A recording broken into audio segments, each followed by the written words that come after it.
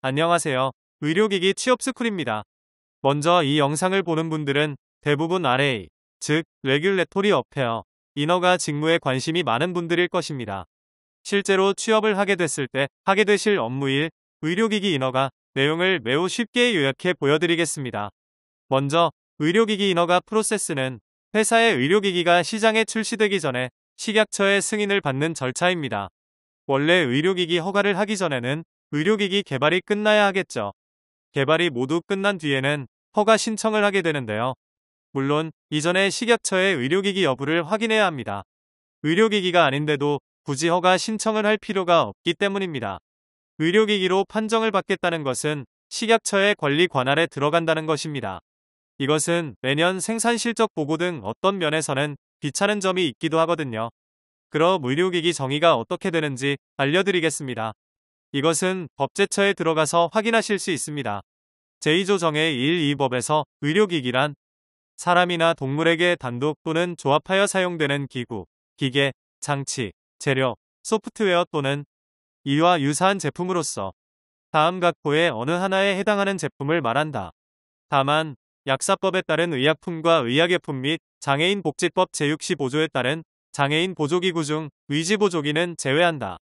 개정 2018년 12월 11일 1. 질병을 진단, 치료, 경감, 처치 또는 예방할 목적으로 사용되는 제품 2. 장애 또는 장애를 진단 치료 경감 또는 보정할 목적으로 사용되는 제품 3. 구조 또는 기능을 검사 대체 또는 변형할 목적으로 사용되는 제품 4. 임신을 조절할 목적으로 사용되는 제품.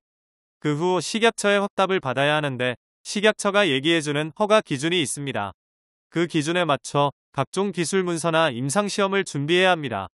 기술 문서는 테크니컬 파일이라고 하여 의료기기의 안전성 및 유효성 관련 자료들을 정리한 문서 일체를 말해요. 임상시험은 말 그대로 임상시험인데 시험 결과를 통해 의료기기의 성능을 입증해야 합니다. 임상시험 역시 식약처 기준에 맞게 진행하지 않으면 허가 서류로 인정이 안 됩니다. 대신 임상시험은 모든 의료기기의 필수는 아니며 면제되는 경우도 있습니다. 이렇게 식약처에 관련 서류들을 제출하면 보완 요청이라는 것이 오는데요. 예를 들면 지금 제출한 서류들 중 미비한 부분이 있으니 추가로 자료를 더 달라는 것입니다. 그런데 보완 요청은 어느 식약처와 일하든 거의 100% 오게 돼 있습니다. 최초의 기술 문서를 제출할 때 우리가 안정성 관련해 2년의 유효기간을 주장했다고 합시다. 그러면 식약처의 안정성 관련 시험 결과들을 제출해야 하는데 이런 것에 대한 추가 서류 요청이 온다는 뜻입니다. 국내 식약처뿐 아니라 다양한 글로벌 RA로 활동하게 되신다면 여러 나라의 식약처와 일할 기회도 생기는데요. 나라마다 보안 스타일이나 법규 해석 방식이 상당히 다릅니다. 이에 맞추어 허가 서류를 제출하는 것이 RA의 역할입니다. 허가는 품목허가와 업허가로 또 나누어지는데요. 여태 설명한 것들을 품목허가라고 하는데 말 그대로 제품에 대해 받는 허가를 말합니다. 업허가는 회사에 받는 허가를 말해요. 의료기기 공장에 받는 허가라고 생각하시면 됩니다. 품목허가의 경우 등급에 따라 제출할 서류 목록이 달라집니다.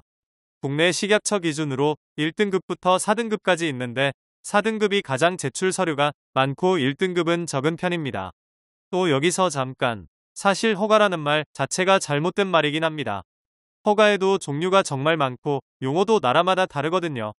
RA의 직무 이해도를 높이고 싶으시다면 RA 전자책을 추천드리며 또한 비전공자이고 RA에 대해 전혀 몰라 RA 업무를 배워보고 싶다면 RA 초보자용 강의도 추천드립니다. 임상시험 담당자인 CRA, 품질 보증 담당자 QA 등 다양한 직무를 알고 싶다면 의료기기 전자책을 추천드립니다. 링크는 더보기에 써있으니 참조 부탁드립니다. 그럼 지금까지 의료기기 취업스쿨이었습니다.